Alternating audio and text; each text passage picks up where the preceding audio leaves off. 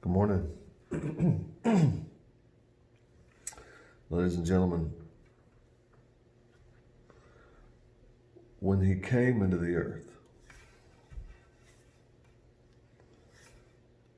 from that point, time was divided. He was in the beginning with God, and he was God. Before his name was Jesus, he was called the Word, at least by the Bible. The word is not word like a word written out. The word is the word image. So any word that I say to you holds an image. It's a picture. But it's more than that. It's the very representation. Hebrews says he's the exact representation of the Father, of God. In the beginning was the Word, and the Word was with God, and the Word was God. And then it says, he was coming into the world, and the world was made by him. And the world didn't know him. He came to his own, and his own didn't receive him. And the Word became flesh and dwelt among us, and we beheld his glory. Part of God, as the offspring of God, comes into the earth. Philippians, it says he disrobed himself. That he was God. Thought it not robbery to be equal with God. But he willfully humbled himself and became fashioned as a man. God stepped into the earth as a man. And when he stepped into the earth, the impact was so dramatic that it literally divided time. Everything as we know it in the earth, whether you like him or whether you don't like him, whether you love him or whether you hate him, every time you write the date, you're writing his entrance. You're writing something that's measuring the time of his entrance into the earth. Ever since he came, the impact that he had, John, one of his apostles, said he did so much stuff constantly. He said, if I tried to write everything down that Jesus did, the world couldn't contain the books.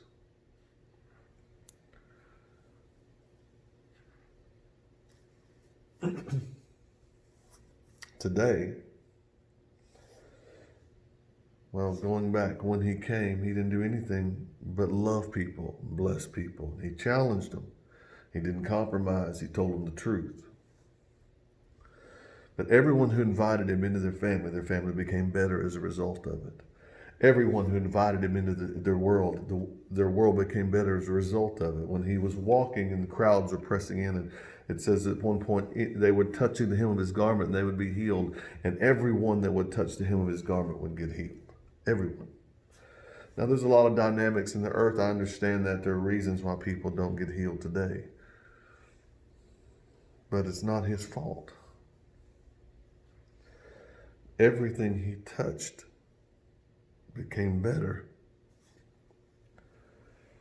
He shared his love. He gave his life. He impacted the world. Demons were cast out. Everything was disrupted. Kings feared him. Leadership feared him. He never held a single position, not one, while he was in the earth. He didn't have a single title while he was in the earth, except the Son of God and the Son of Man. But he held no earthly title. He's the most impactful person to ever step foot on this planet, by far.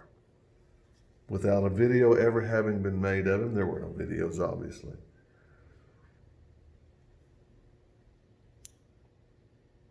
All of his disciples, except the one that betrayed him, were tortured for the story, for telling the story of his resurrection. They were accused of having hidden the body.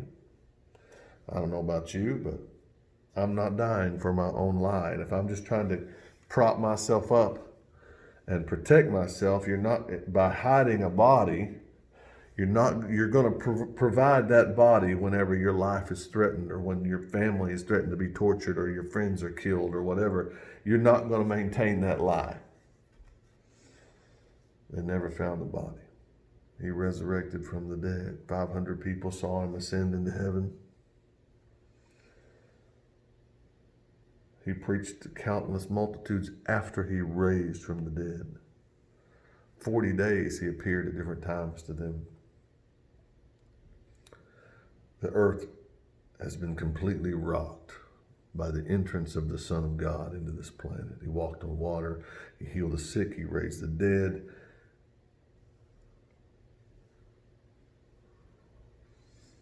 And today,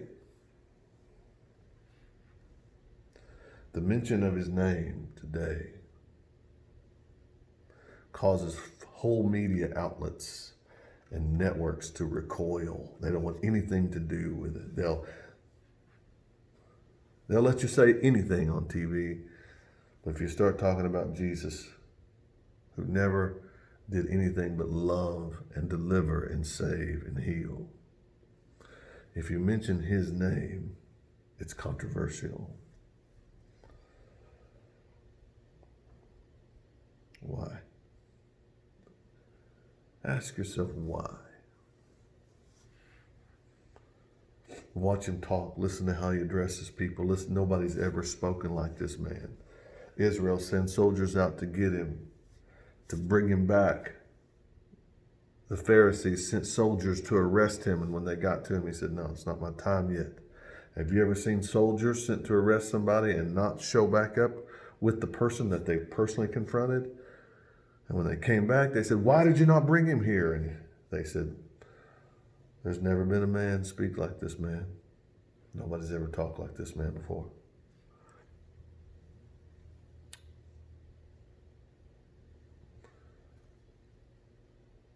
He's the most fascinating, powerful person. He is God in the flesh. Shocking. Phenomenal. Every attempt in the earth right now of satanic power is to muddy the waters around Jesus. It's to somehow make a religion out of what's going on. He never came to make a religion. He came to save the lost. He came to set the earth back on course and on track, and it will retrack again. But every effort is to obscure him, to defame him, to insult him, to persecute his followers. Why? What has he done? That should tell you something, that the invisible realm fights him so hard. It's got to be an invisible realm. There's no natural logic as to why people would hate this person, Jesus Christ, so much.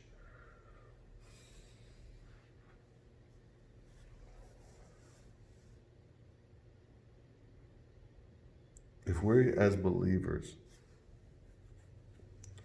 are not captivated, fascinated,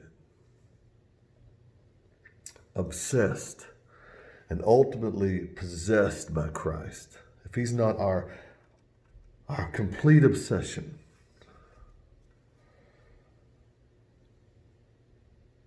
then we're delusional. And we need to ask ourselves and the Lord, what am I missing? Because I think we've fallen subject to the attack, to the obscuring, to the muddying, to the self-centeredness that Satan has so desperately tried to inflict upon the earth. Even his followers, even the believers.